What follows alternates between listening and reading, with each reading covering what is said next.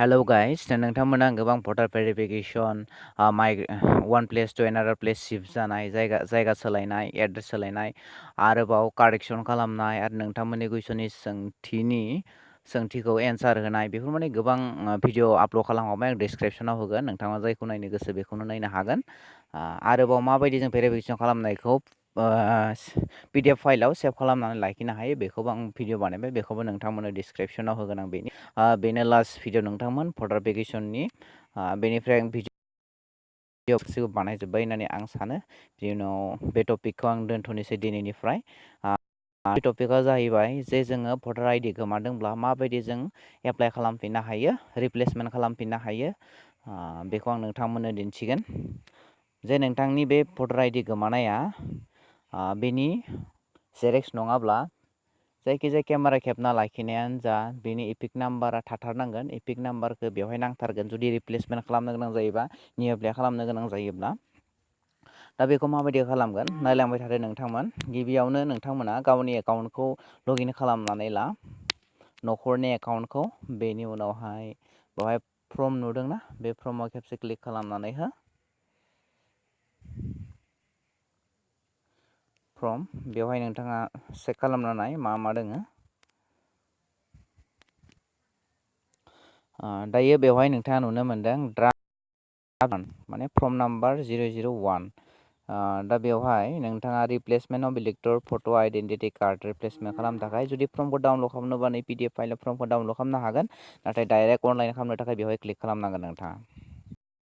बेवहाय आं क्लिक खालामबाय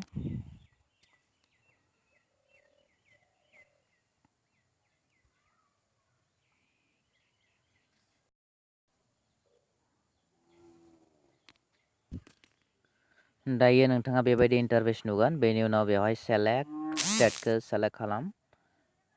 जेनेबा आसाम एसे स्ल' जागोन बेनि उनावहाय डिस्ट्रिक्टखौ सेलेक्ट खालाम बेनि उनावहाय नोंथांमोननि पार्लियामेन्टखौ एसेमब्लिखौ सेलेक्ट खालाम बेनि उनाव बेवहाय लिरनो आइ रिकुवेस्ट देट ए डुप्लिकेट फट' आइडेन्टिटि कार्ड बि इसुड टु मि एस माइ अरिजिनेल कार्ड इज लस्ट जायखिजाया आरो लस जाबाय बा बायबाय गोमाबाय बिदि आरो माने I want to get a fresh card माने गोदान बेयो जियानो जा टाइमा एसे गोलाव जागोन बेखौ बुंबाय थाला जियानो जा बेवहाय नोंथांनि भटारनि नामखौ हो भटार जेरैबायदि दङ बेवहाय डाइरेक्ट क्लिक खालामनानै हो जाहाथे एसामिसाव डाइरेक्ट जायो जायफ्रा लिरनो रोङा एसे उसुबिदा जायो नालाय बे सारनेमखौ बेवहाय जेरै दैमारि बर' बसुमतारि ब्रह्म बेखौ हो बेनि उनाव बेवहाय सिङाव रिडाइरेक्ट खालामना हो खेबसे क्लिक खालामनानै हो बेनि उनाव फादार मादार नेम दा भटार कार्डआव फादार थायो नालाय फादारनि नेमखौ हो बेनि उनाव फादार मादारनि सार नेम जायखौ बुङो बर' बसुमतारि दैमारि बेवहाय हो बेनि उनावहाय एस जानुवारि कारेन्ट एमेन्डेटरि बेवहाय एसखौ होब्लानो जाबाय नोंथांमोना इयार मान्थ बेखौ हो बेनि उनावहाय डेट अफ बार्थखौबो हो डेट अफ बार्थआ बेसे ओमफ्राय gender of application male female जेन्डारखौ सेलेक्ट खालामनानै हो बेनि उनावहाय एड्रेस नोंथांनि एड्रेसा फैबाय बे हाउस नाम्बार बिदो हाउस नाम्बारखौ डाइरेक्ट इंलिसै बेवहाय होब्लानो जागोन एसामिस ओंखाराब्लाबो बेनि उनाव स्ट्रिट नोंथांमोननि लामाया बबेथिं थाङो बेखौ एसे एरियाखौ नायनानै हो बबे लामाजों थाङो एसे एरिया गोदोर नायनानै नामखौ हो नोंसोरनि खाथिनि एरियाखौ बिनि उनाव एरिया नोंसोरनि एरियाखौ हो लकालिटि थानाय जायगा जेरै गामि मोनब्रै मोनबा थायो नङा होमबा बेनि एरियाखौ हो नामखौ खेबसे टाउन बा भिलेज होब्लानो जाबाय टाउन बा टाउन भिलेज बा भिलेज पुलिस स्टेसन बेनि उनाव पिन क'डखौ हो बेनि उनाव स्टेट आसाम थाखाबाय डिस्ट्रिक्टआ मा उदालगुरि क'क्राझार बाक्सा चिरां जेखौ हो ओमफ्राय नोंथांनि इपिक नाम्बारखौ हो बेनि reason for applying for a duplicate card दा नोंथाङा सिम्पलि लिरना होबानो जाबाय जेरै I request you to issue me a new card because my original card जानाङा बेयाव केन्सेल जादों कार्ड सरि बेखौ कार्ड